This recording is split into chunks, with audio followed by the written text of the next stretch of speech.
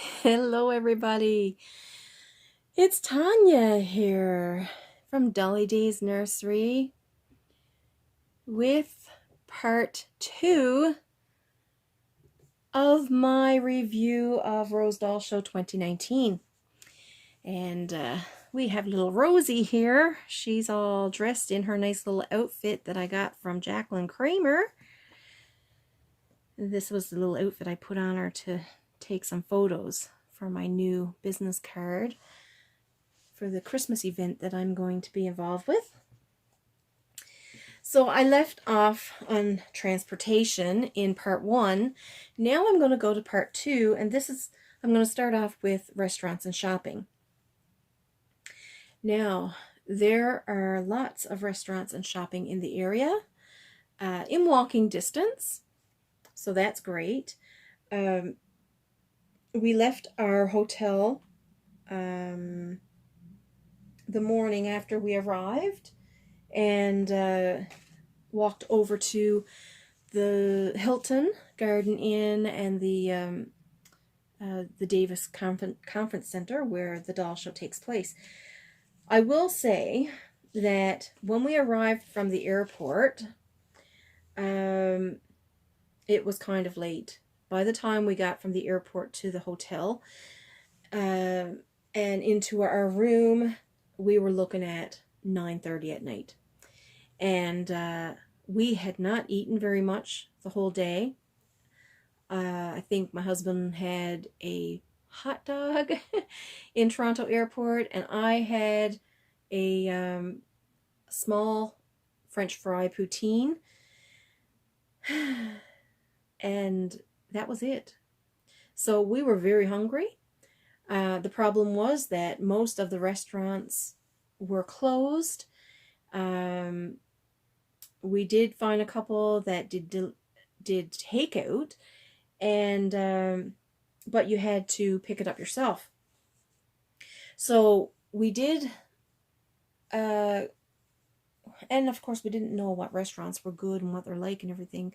So we did go online and looked up what restaurants were in the area, and we just chose something we were familiar with. So we called Denny's and asked, about takeout, and they said, yes, we do takeout, but you have to pick it up yourself. So I explained that we had just gotten from the airport and it was our first time here. We didn't have any transportation. So the girl was actually really nice, and she said for me to look up online DoorDash. She gave me 2 different things, DoorDash and Soulmate, I think it was called. And they pick up your takeout and bring it to you. So that was great. I looked it up, and sure enough, found DoorDash. And you go into DoorDash. It's like online shopping, really. You go in and you choose what restaurant you want to order from. And then you click on their menu and you find whatever you want to order. And you drop it into your box, the same as if you were shopping, into your basket or cart or whatever you want to call it. And you choose everything. And so if you make it a meal, a combo, then you choose your entree and the side and your pop. And I mean, there's more things you can choose as well. And then you pay for it with your credit card, obviously. And you leave, well, you put in the address where you want it delivered to, and instructions and your cell phone number. So from there, we started getting texts, and like first it said, we received your order, and then we're making your order. And then it said, DoorDash is picking up your order. DoorDash is on the way. And then we got one, DoorDash is outside your door. And then knock, knock, knock. This is the guy from DoorDash delivering our meal. So, and it was free delivery. So, I mean, it was perfect. So that's my little a tip about restaurants and eating, especially if you're arriving at the hotel kind of late. And if you don't have a ride to get somewhere to pick up some food, well then look up DoorDash or Soulmate, I think it is, and check them out, and they will deliver your food to you. So anyway, we got up the next morning. We went over. Well, we got our breakfast, obviously, but we went over to check out the conference center and everything. Chatted with a few people, and then we asked about, you know, shopping and restaurants and everything, and we got some directions on where to go, how to get there. And basically you just walk across the parking lot and up the sidewalk, turn in on the parking lot, and you're on Target parking lot. How fantastic is that? On that parking lot, there are a number of different places. I know there's a shoe store there, and it's quite a ways across the parking lot. There's a restaurant there, I think something to do with tacos or something. Up around the corner, I think almost the whole strip is all different restaurants. If you cross over at the lights, there's another area with a whole bunch of other restaurants. Chick-fil-A is there. If you go, that's on the same side of the street, but if you cross over at the lights, Boston Pizza is there. There's other restaurants up on that parking lot.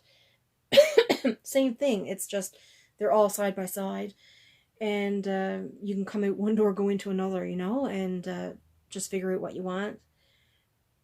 I know there's a big pet store there. We went in there looking to see if there was anything for Harley, and then the Ross store is there. There was another store there. I can't remember what it was. And then, but when we came out of the Ross store, actually, a local person told us about some of the restaurants and suggested Cafe Zupa. So that's where we went and had lunch that day. Cafe Zupa's was delicious. It's soup and sandwiches, but it's delicious, and it's all made right there. Like, you know, they make your sandwich as you want it or whatever. And they even give out this nice little treat to everybody. It's a chocolate dipped strawberry, and it goes into this little envelope, and it has a reading on it. I thought it was so nice. Staff there was fantastic, and they loved Rosie. So that's restaurants and shopping. Of course,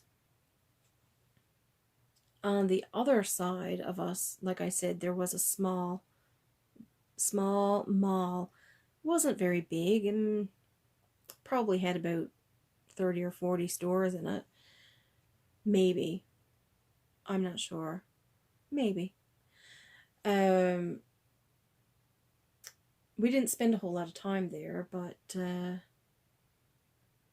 once we found out that we could go on the bus and go to Walmart, that was kind of something we wanted to do different. But yeah, the mall was still, you know, a nice little spot to go. Also, in between the Best Western and that mall, there are 2 theaters. So, you know, if you want to go to a movie, you can go to theaters. We had that plan, but we quickly ran out of time. I do want to say, though, if you're out and about like that, make sure you wear good footwear. Because there's nothing worse than your feet being sore. And I found out that the hard way. Because I had these cute little canvas sneakers, and I wanted to wear them that night at the baby shower. Oh my gosh. Well, by the time we walked back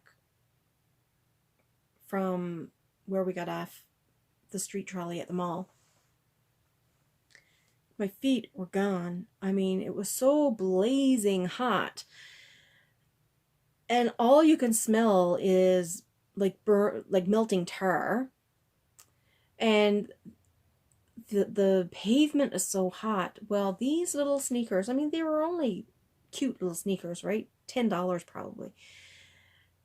Basically just a fashionable little shoe to wear, and they were white and they were sparkly, and I thought they would really look cute, you know, with what I was going to wear for the baby shower.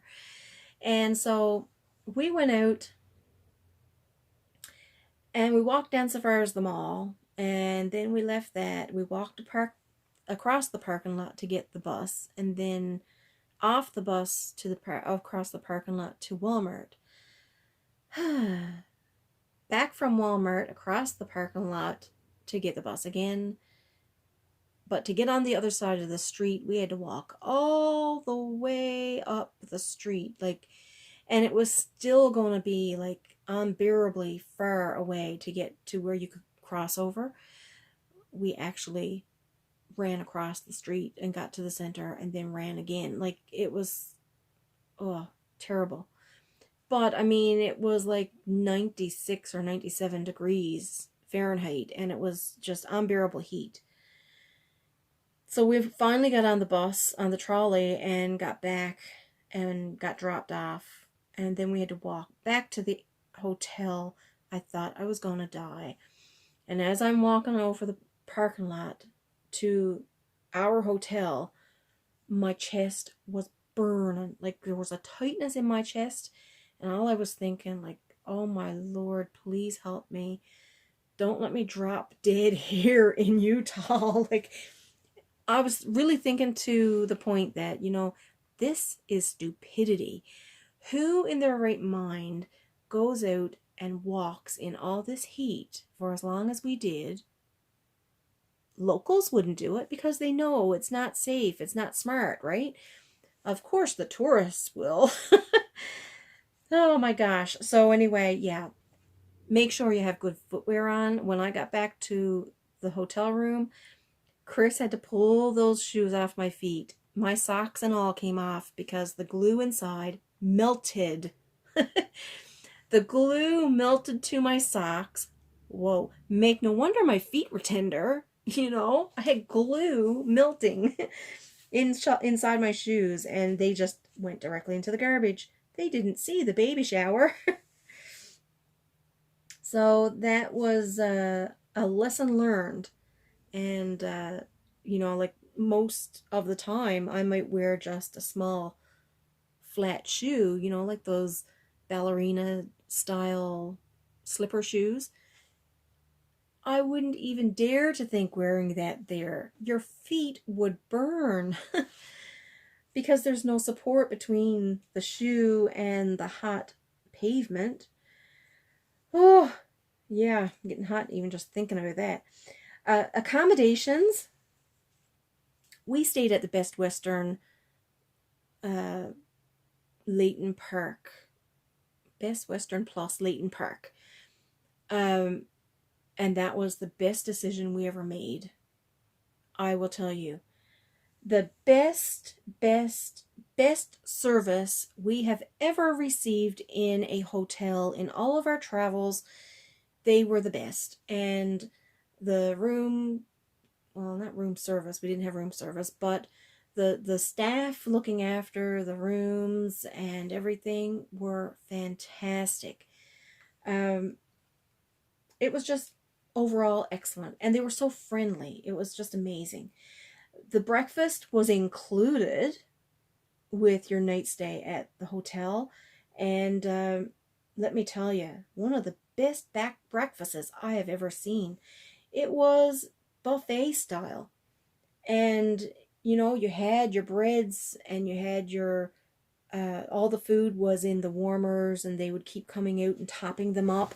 It was like all you could eat style. And then you had all your condiments, and you had your coffee and your tea, your milk, your juices, um, a waffle making station there with all the toppings that you want to put on your waffles. There was another section where your jams and all that stuff were, the fruit was, there was actual honey combs. You scrape the honey from the comb yourself. Like, it's the first time I ever seen it, but it was absolutely worth it. And the best breakfast I had ever. I'm not a breakfast eater, but let me tell you, when I see a buffet style breakfast like that, I'm all in. And, I was eating my breakfast every morning and not eating during the day, really, because, uh, and of course, your breakfast is your best meal of the day. So that worked out great for me, let me tell you. So, and of course, lots of people like to stay at the Hilton Garden Inn because that's where the convention center is. And, but I did hear a lot of people complaining and people saying that they weren't getting friendly service. I heard other people saying there were issues um, regarding them in wheelchairs, and they didn't get a breakfast. If you wanted breakfast, you had to go order your breakfast and pay for it separately. So it was quite convenient for us to have our breakfast included. And of course, that's always the first question I ask: is there a breakfast included? Across the street from there is the Home2 hotel. I believe they supplied breakfast. Now, that was on their sign. It says Suites by Hilton. So I guess it's like a sister hotel type thing. And I heard people say that was good service there too. Best Western was right behind that. And so we were very close. I would say approximately a 4-minute walk, really. We would come out of the hotel and walk up the side of the building on the sidewalk.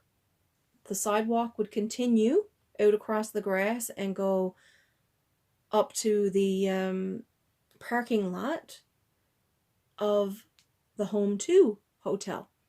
And then you just had to walk across their parking lot and you get to the street. It's not a busy street. Most of the time when we would get to the street, we just had to walk straight across. Like, you give a quick glance up and down, but there was no traffic coming. Unless it was around 4:30, 5 o'clock, and then I guess with people getting off work, it was a little more busy. But other than that, it was just, if you had to wait for a couple of cars or vehicles to pass, that's all you had. You didn't have strings of traffic. And then you just walk across, it's only 2 lanes. You walk across and you're on the parking lot of the Hilton. And so, it's not very far at all. So that was perfect. I'm up to 18 minutes. I will speak about the contest. And I don't know if that's going to give me very much time, but I'll try in 10 minutes. The contest. Now, this was my main event because I entered a doll into the contest.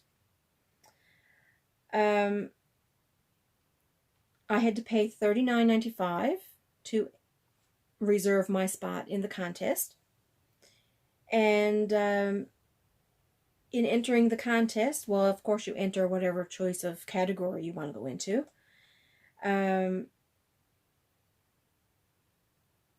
You had to work on your doll. You had to keep it all secret. There couldn't be any pictures of it on social media. You had to keep it all wrapped up, even going there. No one could see it.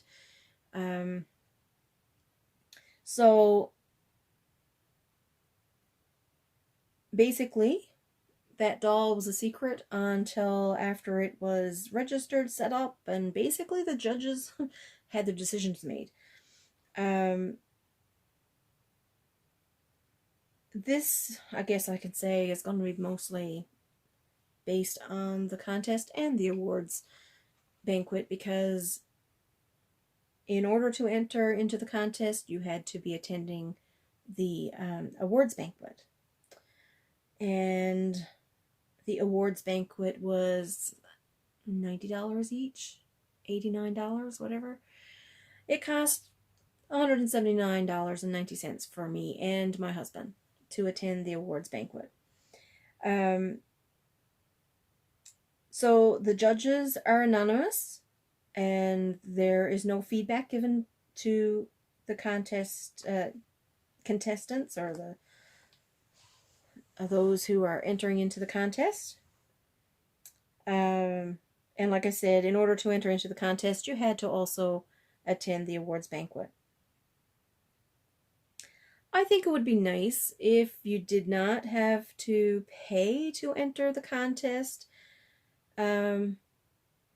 because you do have to pay, a fair price to attend the banquet. I understand having to pay for the banquet because you get a nice meal there. It's not like some people told me, don't even bother, you're only going to get a hot dog or a hamburger. No,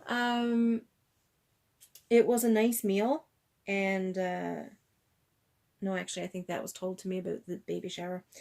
But it was a nice meal. It was a buffet style, and a nice hot meal.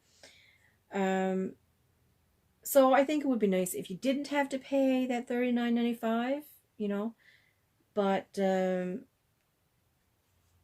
then, in saying that, I also understand that if you were entering other competitions, whether it's a race or some other kind of competition, well, sometimes you have an individual fee, or even a team would have to pay a certain amount to enter. So that's all understandable.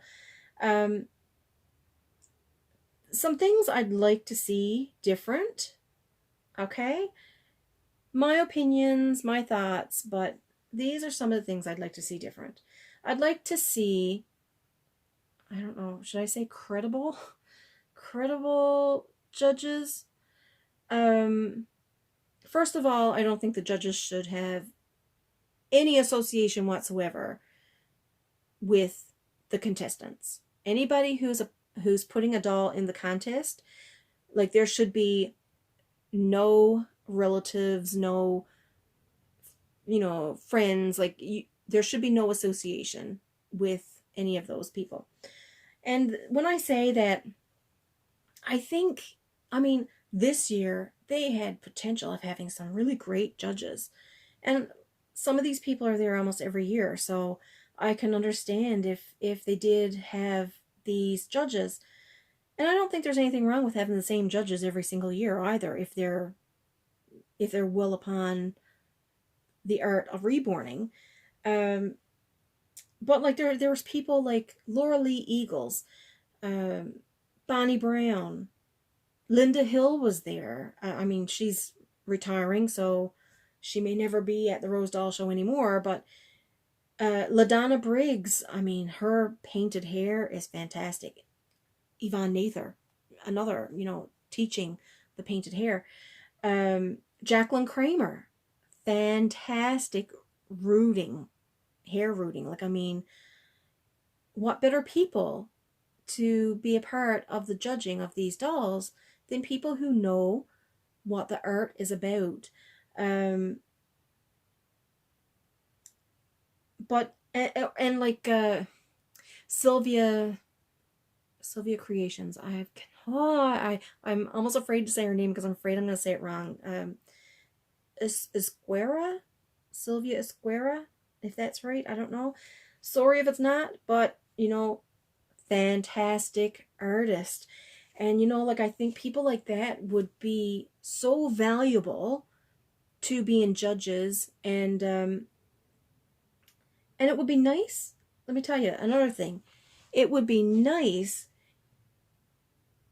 if there was some kind of certificate to be given to the participants who didn't place in the contest. If they didn't get, first, second, or third, or People's Choice Awards, it would be nice that there were something to bring home with you and say, I participated. That would be nice. I also know that there's no feedback. I'm told no feedback because they used to do it and people got upset about it. They didn't like seeing the negative comments or things that were wrong with their contest pieces. But you know what? I'm sorry. You're entering a contest and there should be feedback. I want to know if my eyebrows need to be done better, if my rooting needs to be done better. Maybe my creases are not as fine as what they should be. Maybe the mottling is too much. You know, there's so many different aspects, but I would like to know. You know, my contest piece had scratches on the face. Maybe that totally turned them off. Well, I'd like to know that. Right? I mean, I'm thinking he was just a little guy out there in his fishing boat, and you know, he's a mischievous little guy because he got that little look on his face as well. And you know, he's fishing, and if he's fishing, he's probably playing in the ground sometimes. Well, he's a little bit small for that, but just thinking, you know, how he could get some little scratches on his face. You know, he had one on his cheek that looked like it was getting better, but now he got a new one on his chin. Like, this little guy, he is always into trouble. Well, that's my story, but it would be nice to know if those scratches totally turned them off. You know, maybe I would have had a chance of third place if I didn't have scratches on his face. You know, it's just good to have some feedback. And I know not everybody wants to hear that. But if you're taking part in a contest, you have to be prepared for that. Right? I think I'm right. So, you know, like, I mean, it doesn't matter what kind of contest you're in. People go to the Olympics. Do you think they get to the Olympics by not getting any feedback on, you know, how they play their sport? Like, yeah, so I mean, I think feedback is very important. And not only is it important to the person who gets that feedback to look over, but it also makes the judges accountable. Like, there has to be some accountability, right? So the judges, I mean, when I sat down to start my contest entry, I knew there was a list of different things in that category, whether it's beginner, intermediate, or advanced. There's more expected in an advanced level entry piece than it is for a beginner. And with good reason, because if you're in advanced, if you're entering an advanced level category, you better be better than, you know, the beginners, right? You can't have a bald head, you can't, you know, but no matter what level it was, they had to have eyelashes, whether they were applied or rooted, you know. And I kind of started freaking out over that because the doll that I entered, his little squinty eyes don't give any room for rooting in eyelashes. And if I were doing that as a custom doll, I would never put eyelashes on it because it can either make it or break it, like totally ruin the look. I went with lighter eyelashes, so I was able to, it took me a bit, but I was able to work those eyelashes in. But like I'm saying, there's a list that I had to go by. I checked off my list to make sure that I was meeting the criteria for that entry level category. Well, then the judges need to be checking off these things. We need to know if we met that criteria. And so then, like, when you're hearing about different things about, oh, it's rigged, the contest is rigged, the judges are not judging all the dolls, and you know what I'm talking about. You heard it on here already. Um, well then, you don't want it looking sketchy. And if people are getting back their feedback forms, then you're being held accountable. And well, yeah, I guess they could lie and say, yes, they did look at all these different things, but they got to live with that. But you're still getting back a form stating that this was all checked, and whether you meet the mark or you don't. Um, but at least it makes you feel like the entries are being fairly judged, right? So I think, or I would hope, that these things would be taken into consideration. So it's discouraging. I've been discouraged. I feel like I'm never going to enter another contest with Rose Doll Show ever again, because I felt like I didn't have a chance. And I came away with some really good compliments. I felt really good about that.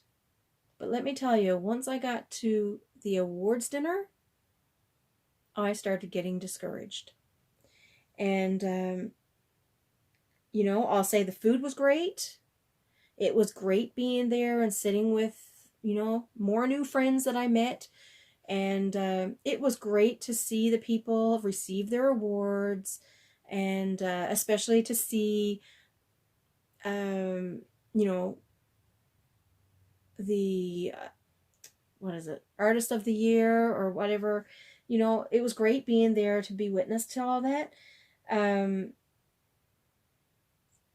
but I will say, if you haven't got a contest entry, it's really not worth it. Why would you spend, why would I spend $180 for myself and my husband to go to that dinner, but there was nothing in it for me, right? Um, and that's where, if they gave out um, a certificate to the other people who also participated in the contest, it would make you feel like you were a part of that awards dinner, right? I sat there and I took it all in, and I knew that, I didn't go there expecting to win. I just enjoyed the process of it. But I wasn't sure. I didn't know how that was going to work. And I never even asked the question, and I should have. But, it would have been nice to, be handed a certificate saying participant. It didn't have to say anything else. It just had to say participant of Rose Doll Show 2019 contest, participant, Tanya Inglestreet. That would have been enough for me, and I would have been over the moon, let me tell you, to even be able to come home with a certificate. Like, I can tell you right now, it'd be on my wall in my nursery, along with a picture of my contest baby. So, that, it all matters. So that feedback sheet, to me, it's not just about giving negative comments to anybody. It's constructive. It should be looked at as constructive criticism if it was done in the right way, and definitely as accountability for the judges.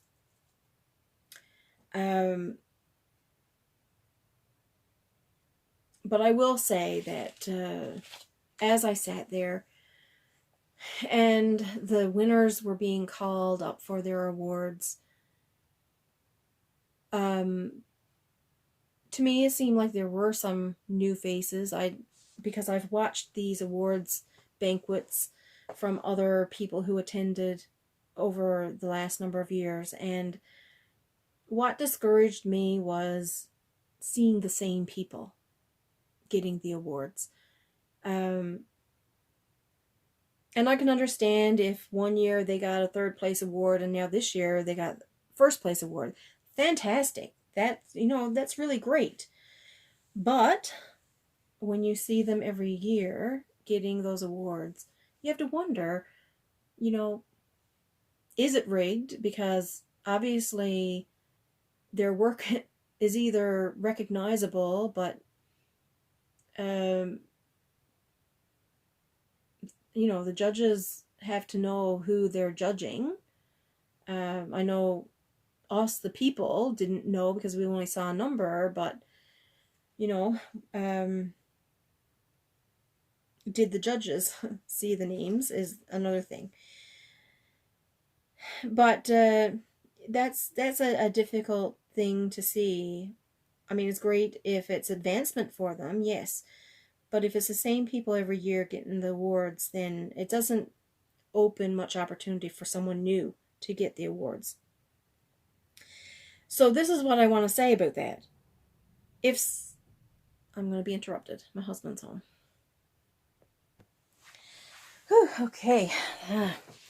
So what I want to say on that is basically, if someone enters beginner and wins, then I think it's only fair that they no longer be able, or eligible, I should say, to enter the beginners category the next year.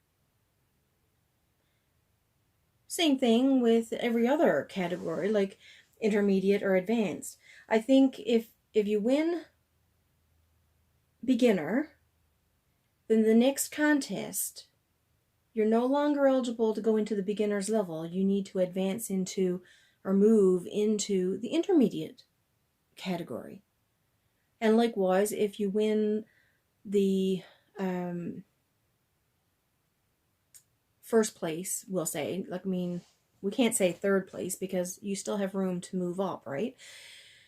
But if you're winning the first place of those categories, I think it's only fair that you have to then move into the next level, right? It's all about advancing, right? So if you win first in beginner, the next time you enter, you have to go into the intermediate. If you win the intermediate, then you have to go into the advanced level. If you win advanced, well, what do I say? You can enter into, well, you still have real borns, ethnic, silicones, and fantasy animal. But I think you need to keep moving up. It's not about staying in that comfort level. It should be about moving ahead and being able to advance in your work. So, I think it's definitely, and if you do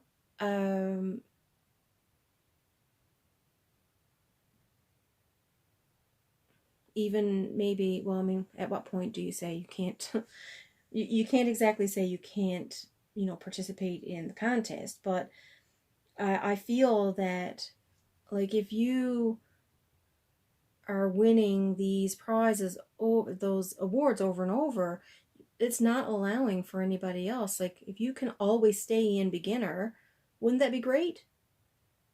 The better you get at it, the better chance you have of winning every time. It doesn't give the beginners opportunity to move forward and win an award. And that should be, I think, for the same for all first place winners, that you can't stay in that category, you have to move on to somewhere else. I mean, to be a little bold on my part, and I'm not usually bold, don't we all expect Jacqueline Kramer to win the best hair rooting? She is the best hair rooter. She's amazing. Her work is phenomenal. But again, I'll say, if she's winning, so many years in a row, then how does anybody else have a chance to win?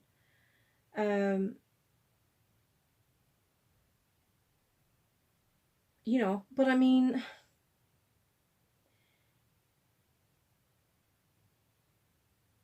of course, I'll go back to Olympics. Yes, I know. There's people who goes to the Olympics and they always bring home the gold, or, you know, but we're not talking about Olympics here. We're only talking about a doll competition. And, you know, most of us are amateurs, just learning. And of course, we should all still continue learning as we go. But, you know, I mean, the better we get, great. But, you know, if I were up there on a level that, you know, I'm able now to go in and teach a class to 15 people or so, should I really be taking an opportunity from someone else in the contest to win an award where it would have given someone else an opportunity? So I kind of think about those things. And, you know, but I definitely think that winners should automatically move up to a new level, a new category, when they get to a point of winning like first place awards and stuff like that. So that's my thoughts for part 2. I still have to do a part 3. Just because I want to talk about the baby shower and vendors. But I think that is pretty much will sum up my thoughts on Rose Doll Show 2019. You know, it's my opinions and my thoughts, and we certainly are all free to have those. I don't want to say anything too negative because it was definitely a great experience. You know, everybody sees it all different. I didn't witness anything, you know, sketchy, not sketchy, but like security wise or anything like that. But you know, there's lots out there and things did happen, and not everybody saw it. So I'm glad I didn't, because I definitely would have probably not gone back the second day if I had witnessed anything that would have upset me. But it was a good experience. But I will come back with part 3. I will see you soon. I hope you join me in the next video. Bye.